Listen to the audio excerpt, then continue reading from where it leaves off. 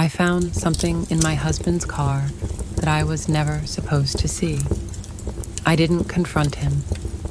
I didn't cry. Instead, I replaced it with industrial strength adhesive.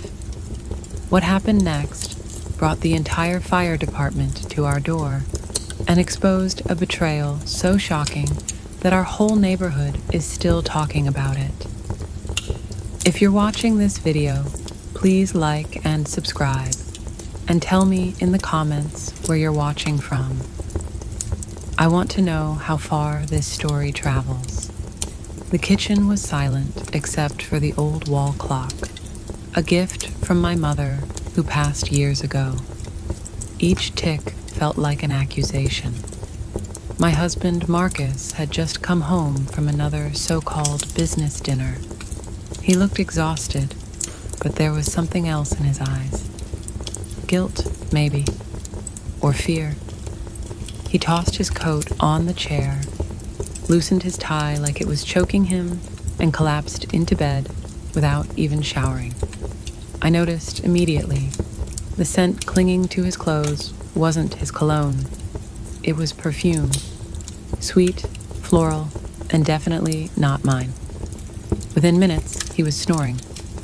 That sound used to comfort me. Now it felt like mockery. I got up and started tidying the living room. His coat, his wallet, his phone. The phone screen was still lit. An email notification glowed on the display. I frowned. Marcus never used email. He always said technology confused him, that he preferred phone calls. But there it was, a new message, Curiosity 1. I opened it. The message was short. "You were amazing tonight, Dad," followed by a red heart emoji. My blood went cold. Dad? Who was calling him that in such an intimate way? I scrolled down, looking for more context, but there was nothing. Just a strange email address, random letters and numbers that meant nothing to me. My hands started shaking.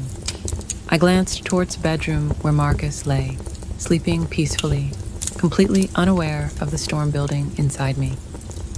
I put the phone back carefully and continued cleaning, moving on autopilot now. When I picked up his pants to take them to the laundry, I felt paper in the pocket.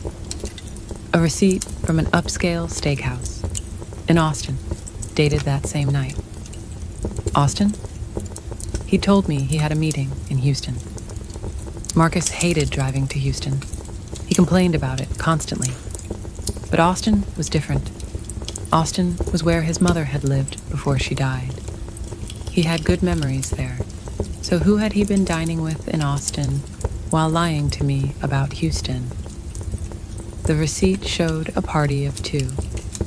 An expensive bottle of wine, the same Pinot Noir he'd bought me for our 15th anniversary. 2 entrees, steak and salmon. I tried to remember the last time he'd taken me somewhere nice. Maybe 8 years ago when I opened my second bakery location. The memory felt like a lifetime ago. I pulled out my phone and photographed the receipt and the email. A woman's intuition after 35 years of marriage is rarely wrong. Something was happening, and I needed to know what. My hands trembled as I walked to the garage. Marcus's SUV was still warm. I opened the door and searched the driver's side. Nothing unusual, just loose change and an empty coffee cup. But when I opened the glove compartment on the passenger side, my fingers touched something plastic. I pulled it out and my heart stopped. A tube of personal lubricant. Used. With residue on the cap. I stood there in the dark garage, staring at it like it was evidence in a crime scene. Which, in a way, it was. Marcus and I hadn't been intimate in over 3 years.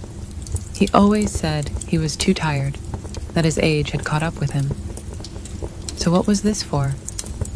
I put it back exactly where I found it, wiped my hands, and kept searching.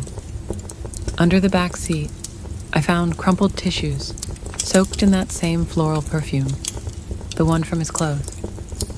I photographed everything. Back in the kitchen, I picked up his phone again. I was almost certain now. I checked his messages. Only work conversations, dry and boring. His inbox was empty, except for that one strange email. The sent folder, the drafts, all clean, too clean. Like he'd deleted everything. The next morning, I was already awake when the sun came up. I made breakfast, scrambled eggs, toast, black coffee. Marcus came down, looking tired. "I have an important meeting today," he said, without meeting my eyes. "I'll probably be home late." The lie rolled off his tongue so easily. I nodded and smiled. "Okay, be careful." He patted my shoulder, barely a gesture, and left. The moment the door closed, I grabbed my phone and called Sarah, an old friend who'd once mentioned a private investigator she knew, a man named Thomas, who specialized in infidelity cases. "Sarah," I said when she answered, "I need that investigator's number, the one you told me about." There was a pause. "Margaret, what's going on? Did Marcus do something? I just need to know the truth. Can you help me?" An hour later, Thomas texted me. We agreed to meet at a small cafe downtown at noon. When I arrived, Thomas was already there, a middle-aged man with graying hair and kind but penetrating eyes. I handed him a flash drive containing all the photos, the email, the receipt, the lubricant, the tissues. "This is everything I have," I said. "I think my husband is cheating." Thomas reviewed each image carefully, taking notes. "Mrs. Harrison, I understand. I'll start following Mr. Harrison this afternoon. Try not to worry. I'll contact you as soon as I have information." I nodded, fighting back tears. "Thank you. I just need to know the truth." "Go home," he said gently. "Don't do anything to raise suspicion." That night, I was at the bakery going over invoices when my phone buzzed. A message from Thomas. It was a photo. Marcus, holding hands with a woman, walking into a restaurant. I zoomed in on the image and felt the room spin. It was Sophie, my daughter-in-law. She was wearing a tight red dress, full makeup, her hair styled. They weren't walking like family. They were walking like lovers, their bodies turned toward each other, intimate and familiar. I collapsed into my chair. "Sophie?" At family dinners, she and Marcus barely spoke to each other. She often seemed irritated by him. I thought they just didn't get along. Now I understood. It had all been an act. More photos arrived. Marcus and Sophie at a candlelit table. Sophie leaning close to him, smiling. Marcus raising his glass to hers, with a look in his eyes I hadn't seen in decades. Maybe never directed at me. In the middle of the night, a video arrived. I put in my headphones and pressed play. Sophie leaned close to Marcus's ear, whispering something that made him laugh. A genuine, joyful laugh I barely recognized. Then they stood up, and Marcus opened the car door for her like she was royalty. I watched it again and again. Each viewing drove the knife deeper. Sophie, who I'd welcomed into our family, who I'd taught to make my grandmother's recipes. And Marcus, the man I'd spent 35 years building a life with. I saved everything to a hard drive, documenting dates, times, locations. My hands moved automatically, but my mind was chaos. The next morning, there was another message from Thomas. "Mrs. Harrison, I recorded their conversation in a parking lot. Sending it now." The audio file arrived. I put in my headphones and pressed play. Sophie's voice came through first, cold and calculating. "Dad, you need to hurry up with that fake contract. I want control of those bakery locations. I want that old woman out of the house." My chest tightened. Then Marcus's voice, "Don't worry. Margaret doesn't suspect anything. She trusts me completely. The paperwork is almost ready." I almost dropped the phone. They weren't just having an affair. They were planning to steal my business, everything I'd built from nothing over 20 years. More photos arrived over the next few days. Marcus and Sophie leaving a lawyer's office together. Marcus and Sophie at a hotel, walking close, intimate. A video of them on a hotel balcony, his arm around her waist, her head on his shoulder.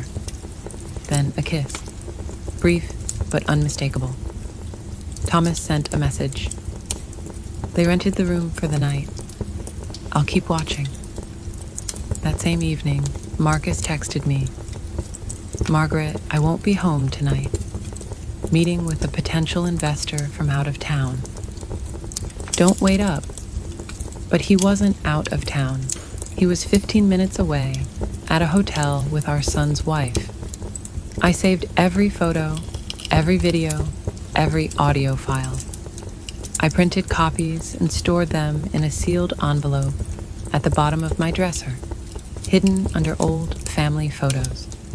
That night, Marcus stumbled in around midnight, reeking of alcohol. "The investor was difficult," he slurred. "Had to drink a lot. I'm exhausted." I nodded calmly. "Get some rest." He fell into bed and was snoring within minutes, completely oblivious. Once I was certain he was asleep, I retrieved an old voice recorder from a drawer, one our son had used in college. I checked the battery, inserted a fresh one, and turned it to continuous recording mode. I hid it behind books on the bedroom shelf, next to the headboard, positioning it so it would capture everything. I covered the wire with a family photo, the four of us at Sophie and Ryan's wedding. Looking at that photo now made me sick. Before dawn, I set my alarm earlier than usual. I had a plan. I woke at 5 a.m. while it was still dark. Marcus was snoring in the bedroom. In the kitchen, I prepared my trap, a simple smoke device that would trigger the neighbors to call for help. I tied a thin string to the stove's igniter, running it to the window where I attached it to a weight. One pull from a distance would ignite oil in a pan, creating thick smoke, enough to alarm everyone, but not enough to cause real damage. I tested it once. The smoke rose quickly. Perfect. I turned it off and made sure everything looked normal. I put on my jacket, grabbed my purse, and went to the bedroom. I gently shook Marcus awake. "I'm leaving for my business trip now," I said calmly. "I have to sign that contract in Dallas. I'll probably be back late tonight." He mumbled groggily, "Okay, be careful. Call if you need anything." Then he rolled over and went back to sleep. Instead of going to the bus station, I crossed the street to my neighbor Linda's house. She answered the door, surprised. "Margaret, what are you doing here so early?" "Linda, can I stay here for a few hours? I need to watch my house." She frowned, but didn't ask questions. She poured me coffee and gave me a chair by the window, where I had a clear view of my front door. Around 10 a.m., a car pulled up. Sophie stepped out, wearing sunglasses and a floral sundress. Marcus opened the door, looked around nervously, and quickly pulled her inside. "It's time," I whispered, activating the app on my phone that was connected to the hidden recorder. Through my headphones, I heard their voices. "Finally," Sophie's voice said, "no more sneaking around hotels." Marcus laughed. "Now we can relax. Margaret's gone until tonight." The bed started creaking. I heard sounds I didn't want to hear. Then, suddenly, Sophie screamed, "What the hell? We're stuck!" Marcus's voice turned panicked. "Wait, hold on." I smiled and activated the smoke trap remotely. The string pulled. The stove ignited. Black smoke began pouring out of the kitchen window. Linda gasped, "Margaret, your house is on fire." Neighbors started running out, shouting. Someone yelled, "Call the fire department." Through my headphones, I heard Sophie's increasingly desperate voice. "Marcus, do something. I can't move." "I'm trying," he shouted back.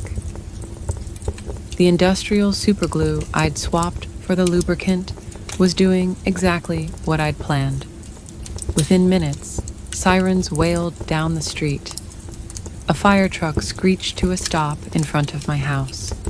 My son Ryan jumped out. He was a fire captain. My heart broke seeing him rush toward the house, not knowing what he was about to discover. Ryan led his team through the front door with a sledgehammer. Wood splintered. They rushed inside. Through the headphones, I heard Ryan enter the bedroom. His voice went hollow. What is this?" Another firefighter gasped. "Oh my God!" "Silence!" Ryan shouted, but his voice was breaking. The humiliation was complete, not just for Marcus and Sophie, but witnessed by Ryan's entire team and soon the whole neighborhood. A firefighter emerged and reported to Ryan, "Captain, the smoke is under control. Just a small oil fire. But, you should see this." Neighbors crowded around, phones out, filming. Word spread fast. "It's the husband and daughter-in-law." "No way. Poor Margaret." The firefighters carried Marcus and Sophie out on stretchers, wrapped in sheets, their bodies still stuck together. Sophie was sobbing. Marcus was trying to hide his face. The crowd's reaction was brutal. Disgusting. Father-in-law and daughter-in-law? That's sick. Did you see that? Someone's uploading the video. Linda's video was already spreading online. I walked over slowly, pretending I'd just arrived from the bus station. Ryan stood frozen in the yard, his face drained of color. At the hospital, a doctor explained they'd managed to separate Marcus and Sophie using solvents and medical intervention. "They'll need ointment for the skin irritation," he said, handing me 2 tubes. When the nurse turned away, I swapped them with tubes of strong irritant cream I'd prepared, something that would burn but cause no permanent damage. I entered their room. "Marcus, Sophie, are you okay?" Sophie couldn't look at me. Marcus started to speak. "Margaret, I can explain." I placed the tubes on the table and left without another word. Minutes later, screams erupted from the room. "It burns! My skin is on fire! What is this?" The hallway filled with people. I heard whispers. "That's them, the ones from the video. They deserve it." The doctor rushed in to help, but the humiliation was already complete. When things calmed down, Ryan entered with a folder I'd asked him to retrieve from my dresser, the envelope with all the evidence and 2 sets of divorce papers I'd prepared. I placed the papers on Marcus's table. 35 years ends here, I said coldly. "Sign these, then stay away from my son and me." Sophie sobbed, looking at Ryan. "Honey, please forgive me. I made a mistake." Ryan just looked at her with empty eyes and walked out without a word. Marcus tried to grab my hand. "Margaret, please listen." I pulled away. "Don't say anything else. You chose this." I walked out and found Ryan in the hallway, head in his hands. I put my hand on his shoulder. "Mom," he whispered. "Why did it have to be Dad? Why her?" I didn't have an answer. I just hugged him. A few weeks later, my bakery was busier than ever. Customers kept coming in, offering support. "Margaret, you're so strong," Linda said, picking up pastries. "The whole neighborhood respects how you handled this." I smiled, but inside I knew. Strength comes from broken pieces healing together. Ryan moved in with me. We ran the bakery together. He handled invoices and client calls. I baked. "Mom, the Grand Plaza wants to double their order." He'd call from the register. "Confirm it," I'd reply. "I'll make more dough." Simple moments, but they brought peace. We had quiet dinners, just the two of us. Sometimes rice and chicken, sometimes just bread and coffee. "Mom, can you make your famous flan this weekend?" Ryan asked one night, with a small smile. The first real smile I'd seen since the scandal. "Of course," I said, "but you're helping with the caramel."